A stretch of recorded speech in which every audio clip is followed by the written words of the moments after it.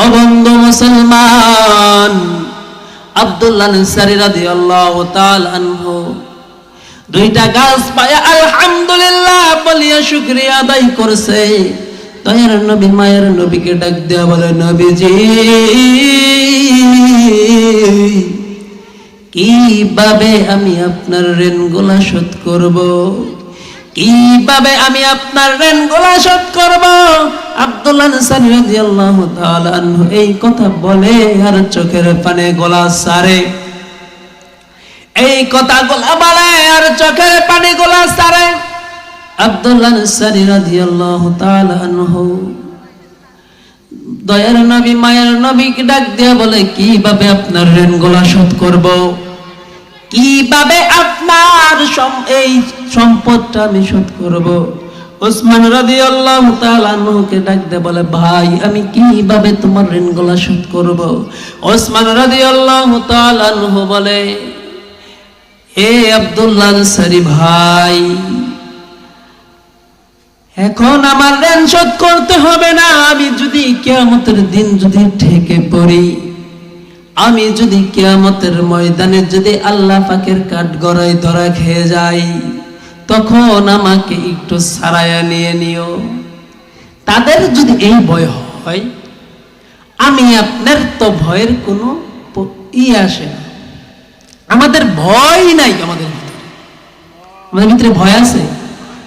আমি যে মৃত্যুবরণ করবো, আমার ভিতরে কোনো ভয় আছে? নামাজ পড়ি না, রোজা রাখি না, সুদ খাই, ঘুষ খাই, এর মধ্যে আমাদের জীবন চলে। হিংসা করি, হিংসা লোক নাই? হ্যাঁ, সুদখোর লোক নাই, ঘুষখোর লোক নাই, দুর্নীতিবাজ লোক নাই? আপনাদের এদিকে নেই, আপনাদের এদিকে সব বলে ফেরেস্তা।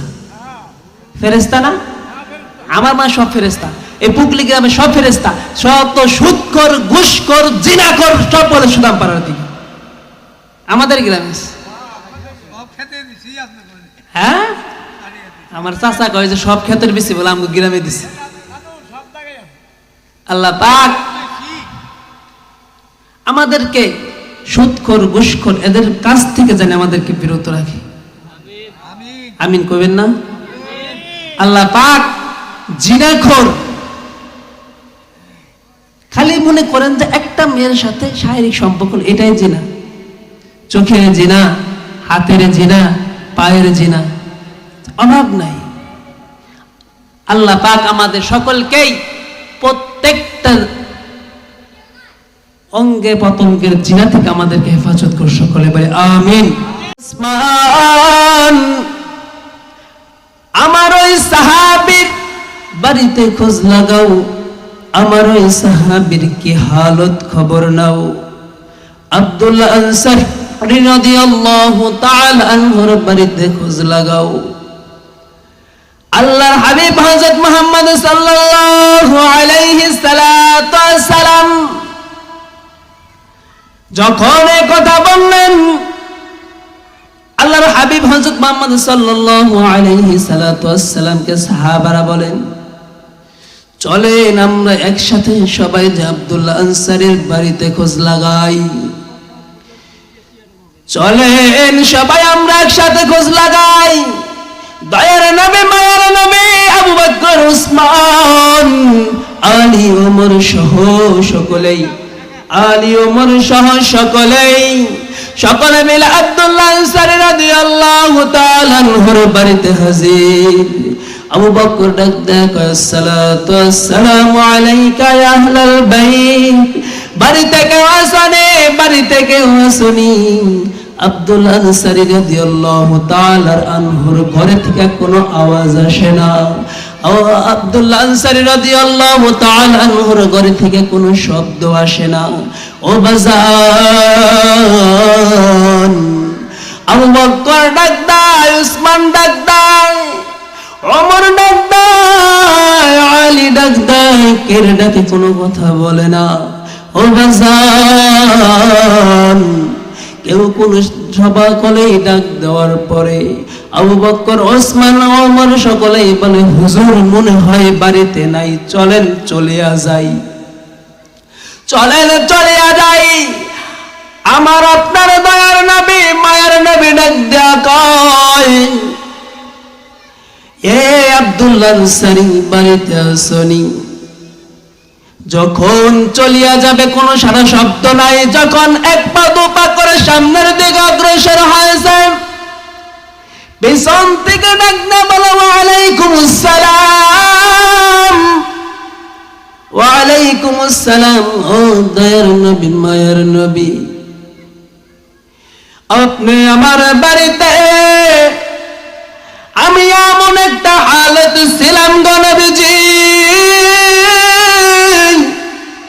আমি এমন একটা অবস্থায় ছিলাম, আমার আপনার সামনে আসার মতো কোনো পরিবেশ ছিল না, আমি আপনার সামনে আসার মতো কোনো সিস্টেম ছিল না গো নবীজি, আপনার সামনে কিভাবে আসবো বলেন?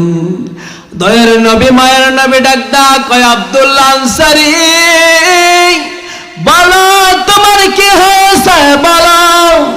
দয়ার নবী মায়ের নবীকে ডাক দেয়া বলে, ও আল্লাহর নবী, চলেন একটু সামনের দিকে অগ্রসর হই, চলেন একটু সামনের দিকে আগায়া যাই।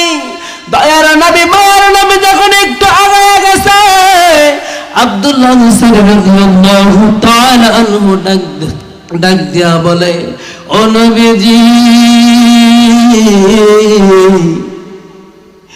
আমি আব্দুল্লাহ আনসারী এমন একজন দরিদ্র মানুষ, আমি আব্দুল্লাহ আনসারী এমন একটা নিরহ মানুষ, আমি আব্দুল্লাহ আনসারী এমন একটা মানুষ গো নবীজি,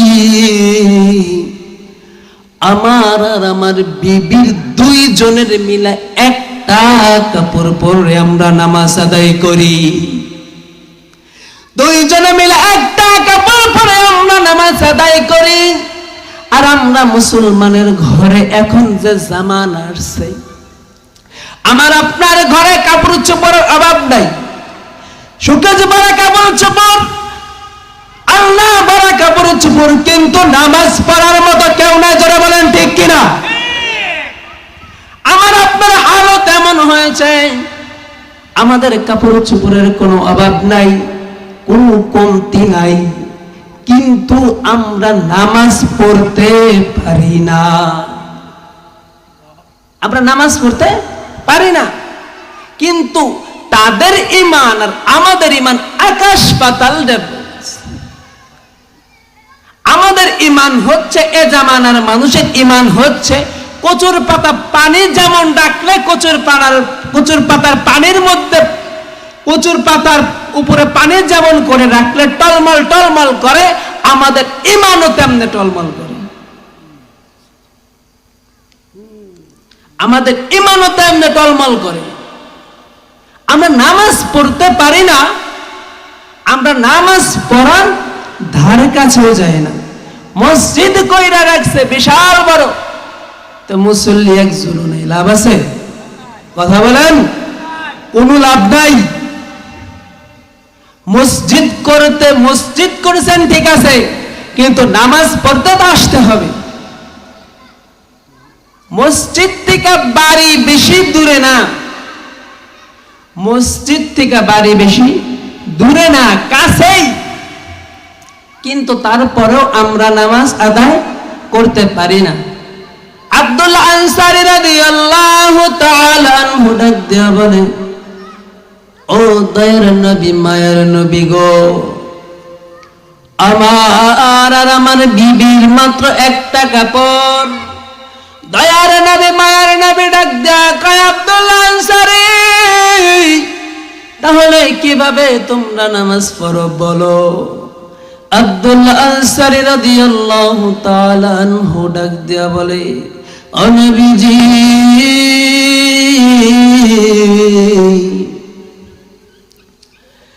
আমি ঘরের ভিতরে একটা গর্ত করেছি, আমি ঘরের ভিতরে একটা কূপ করেছি গো নবীজি, ওই কূপের ভিতরে আমি যখন মসজিদে চলে যাই, আমি যখন ঘরের বাহিরে চলে যাই, আমার বিবি উলঙ্গ অবস্থায় ওই গর্তের ভিতরে নেমে থাকে, আর আমি আব্দুল্লাহ আনসারী মসজিদে জামাতের সাথে নামাজ পড়ি। সুবহানাল্লাহ। আমার বিবির ঘরের ভিতরে রাইখা উলঙ্গ অবস্থায় গর্তের মধ্যে নামায়া আমি আব্দুল্লাহ আনসারী আপনার পিছে যায় নামাজ পড়ি, সবার পিছনে চলে যাই, সবার পিছনে মসজিদে ঢুকি, সবার আগে মসজিদ থেকে বাইর হয়ে যায়। এই একটা মাত্র কারণ, এই একটা মাত্র কারণে আমি সবার পরে মসজিদে ঢুকি এবং সবার আগে বের হয়ে যাই। দয়ার নবী মায়ের নবী চক্ষু তা মুছে আর ডাক দেয়া বলে, আব্দুল্লাহ আনসারী রে, ও আব্দুল্লাহ আনসারী, এ কি কথা শোনাইলা, এ কি কথা শোনাইলা রে আব্দুল্লাহ আনসারী। দয়ার নবী মায়ের নবী কান্দে। আবু বকর ওসমান ওমর ডাক দিয়া বলে, কে রে আব্দুল্লাহ আনসারী, আমার নবীরে কেমনে আঘাত দিয়া কথা কইছ, আমার নবীরে কেমনে কষ্ট দিয়া কথা কইছ, বলো আব্দুল্লাহ আনসারী বলো। আব্দুল্লাহ আনসারী ডাক দিয়া বলে, ভাই ওমর, ও ভাই উসমান, ও ভাই আলী, আমি আমার দয়ার নবীরে মায়ার নবীরে কষ্ট দিয়া কোনো কথা বলি নাই, তাহলে কি বলেছ, কি বলেছ আমাদেরকে বলো। ও আব্দুল্লাহ ভাই, ও ওমর, ও উসমান, আমি শুধুমাত্র একটা কথাই বলেছি, আমার জীবনের ছোট্ট একটা কাহিনী আমি তার মাঝে তুলে ধরেছি, আমার জীবনের ছোট্ট একটা কাহিনী তার মাঝে তুলে ধরেছি। তখন আব্দুল্লাহ আনসারী রাদিয়াল্লাহু তাআলা আনহুকে ডাক দিয়া বলে, ও আব্দুল্লাহ আনসারী, কি এমন কথা শোনাইছো, কি এমন কথা বলেছ, আমাকে বলো, আমাকে বলো, কি এমন কথা শোনাইলা। দয়ার নবী মায়ের নবী কান্দে। আব্দুল্লাহ আনসারী রাদিয়াল্লাহু তাআলা আনহু ডাক দিয়া বলে, আমি আমার বিবি এক কাপড়ে নামাজ আদায় করি, আমি আমার বিবি এক কাপড়ে নামাজ আদায় করি, ঘরের ভিতরে একটা গর্ত করেছি, ওই গর্তের ভিতরে উলঙ্গ অবস্থায় আমার বিবিরে নামায়া দেই, আমি ওই কাপড়টা পরে মসজিদের দিকে দৌড়াই, মসজিদে যা সবাই শেষে নামাজ আদায় করি, আবার আইসা আমি গর্তের ভিতরে নামি, তখন আমার বিবি ওই কাপড় পইরা নামাজ আদায় করে। সুবহানাল্লাহ। ওই কাপড় পইরা নামাজ আদায় করে। আবু বকর ওসমান আলী সকলেই চোখের পানি ফালাইয়া দিয়া কান্দে। দয়ার নবী মায়ের নবী বলে, চলো যাই, চলো চলে যাই। আব্দুল্লাহ আনসারী রাদিয়াল্লাহু তাআলা আনহুর কাছ থেকে বিদায় নিয়ে যখন চলে যায়, একটু অগ্রসর হতে দেখে দুইটা বাচ্চা গাছের সাথে বাঁধা, দুইটা বাচ্চা গাছের সাথে কে যেন বাইন্ধা রাখছে রে, ছোট ছোট দুইটা বাচ্চা গাছের সাথে বাঁধা।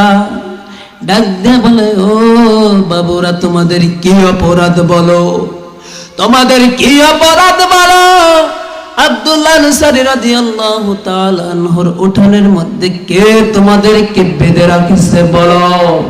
আব্দুল্লাহ আনসারী রাদিয়াল্লাহু তাআলা আনহুর উঠানের মধ্যে কে তোমাদেরকে বেঁধে রেখেছে। তখন ওই সন্তান দুইটা ডাক দিয়া বলে, হুজুর, আমাদেরকে আর কেউ বেঁধে রাখে নাই, আমাদেরকে আর কেউ বেঁধে রাখে নাই, আমার জন্মদাতা পিতা আমাদেরকে বেঁধে রেখেছে। আমার আব্বার নাম হচ্ছে আব্দুল্লাহ আনসারী, তখন দয়ার নবী মায়ের নবী ডাক দিয়া বলে, কেন রে আব্দুল্লাহ আনসারী, কি অপরাধ করলো? কি অপরাধ করেছে তাদেরকে তুমি বেঁধে রাখলা? আব্দুল্লাহ আনসারী রাদিয়াল্লাহু তাআলা আনহু ডাক দিয়া বলে, তাদের মুখে থেকে শুনেন কি অপরাধ, কি অপরাধ তাদের মুখে থেকে শুনেন। আব্দুল্লাহ আনসারী রাদিয়াল্লাহু তাআলা আনহুর ওই দুইটা সন্তান, ওই দুইটা ছেলে ডাক দিয়া বলে, হুজুর গো, ও হুজুর,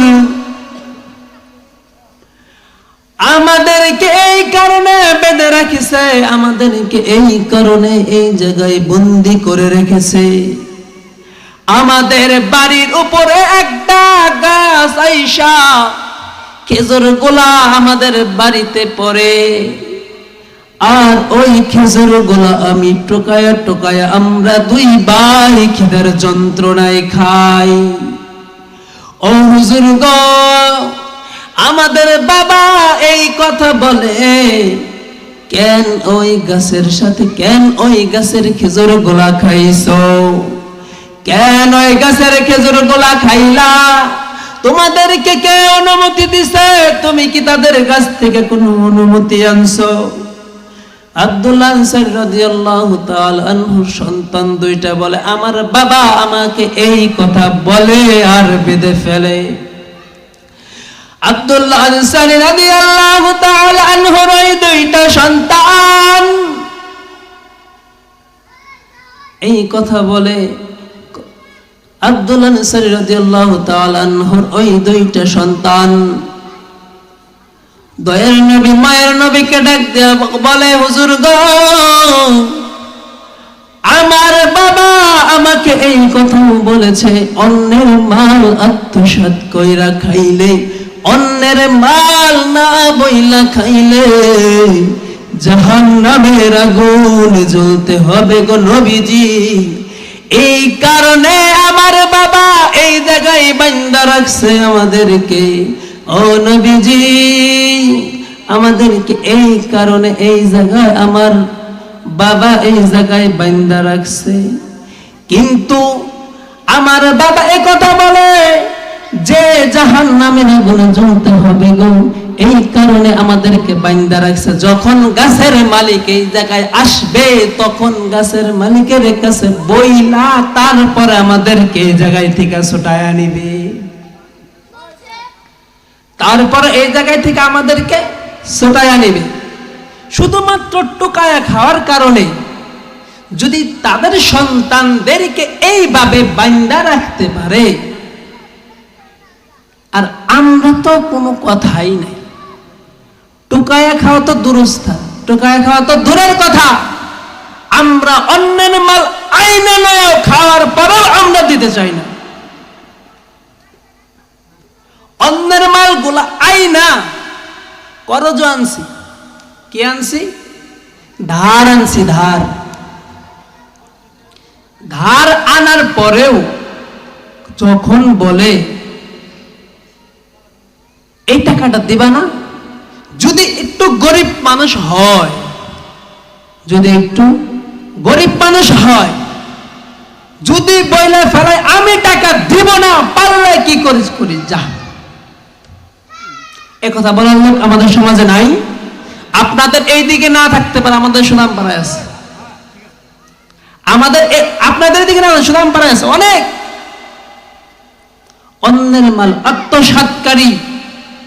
আল্লাহ বলে, আমার হক নষ্ট করো, আমি কোনো কিছু মনে করব না, কিন্তু আমার বান্দার হক নষ্ট করলে তোমাকে পরিশোধ করে তারপরে জান্নাতে যেতে হবে।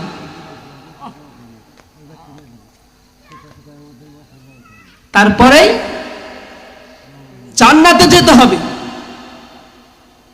অন্যের মাল যখন আত্মসাৎ করে খাইবেন, কাল কিয়ামতের দিন যখন বিচার ময়দান শুরু হয়ে যাবে, আল্লাহ পাক যখন আমার মাল আপনি আত্মসাৎ করে খাইছেন, যখন আমার বিচার শুরু হয়ে যাবে, আপনার বিচার শুরু হয়ে যাবে, তখন যে আত্মসাৎ করে খাওয়াইছে ওই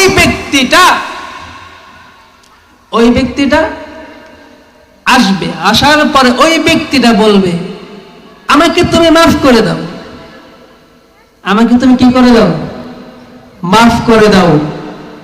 আল্লাহ পাক বলবেন, যাও বান্দা, যে সম্পদটা, যে টাকাটা, যে পয়সাটা তুমি আত্মসাৎ করে খাইছিলা, তুমি ওই সম্পদটা লয়ে আসো, সম্পদটা নিয়ে তারপরে আসো,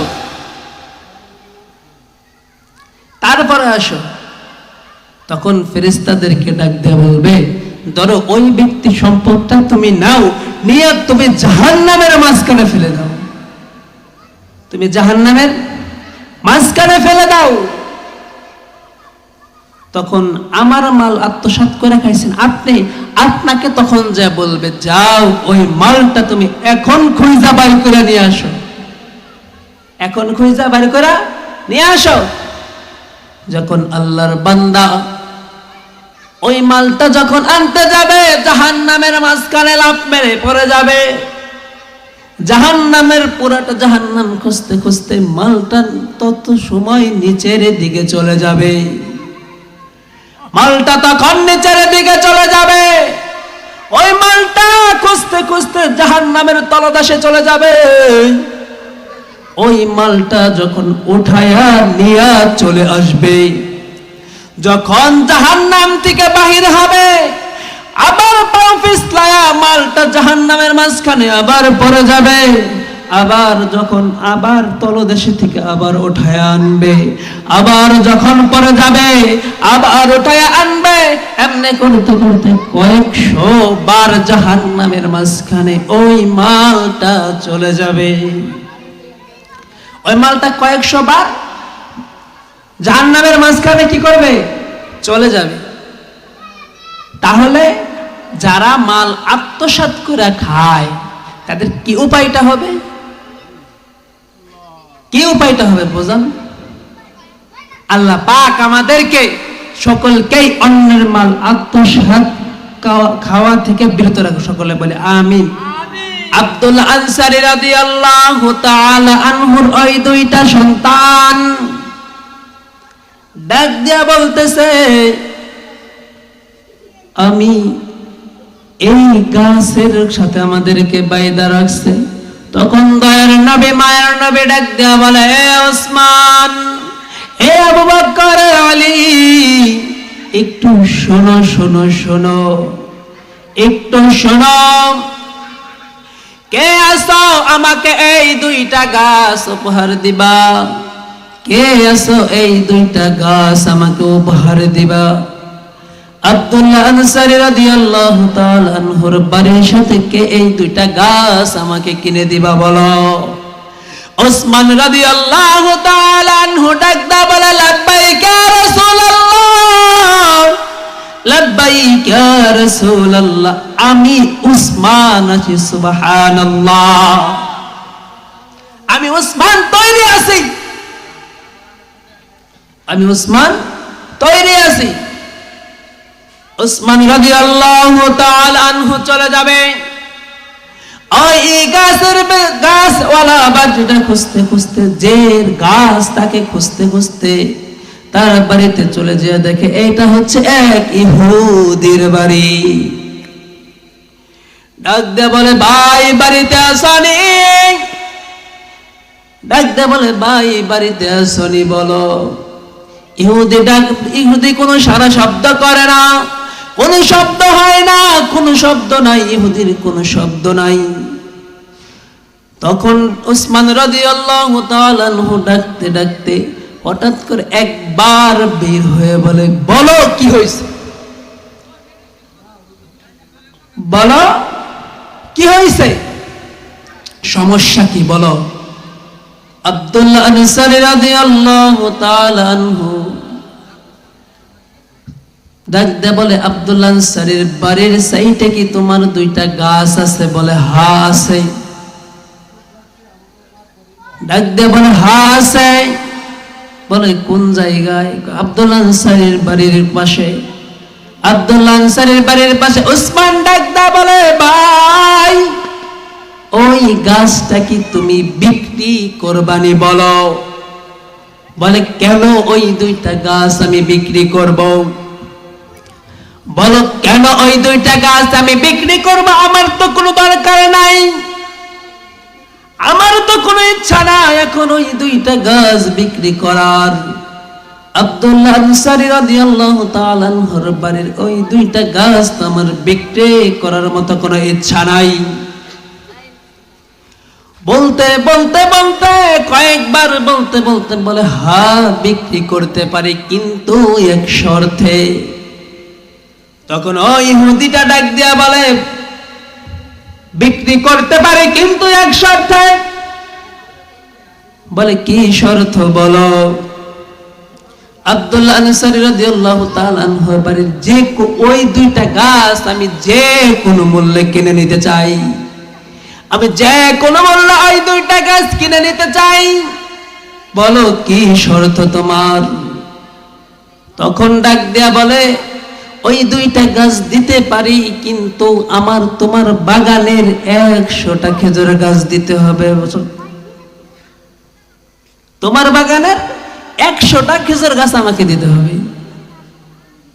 তখন উসমান রাদিয়াল্লাহু তাআলা আনহু ডাক দিয়ে বলে, হ্যাঁ আমি রাজি আছি, হ্যাঁ আমি রাজি আছি। বলো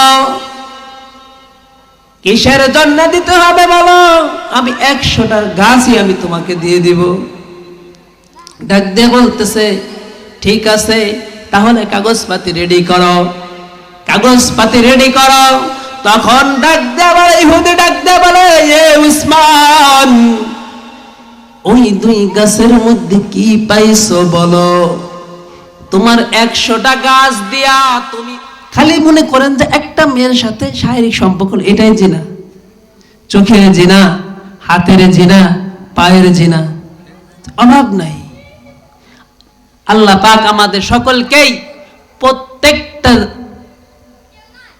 অঙ্গে পতঙ্গের জিনা থেকে আমাদেরকে হেফাজত করে, সকলে বলে আমিন।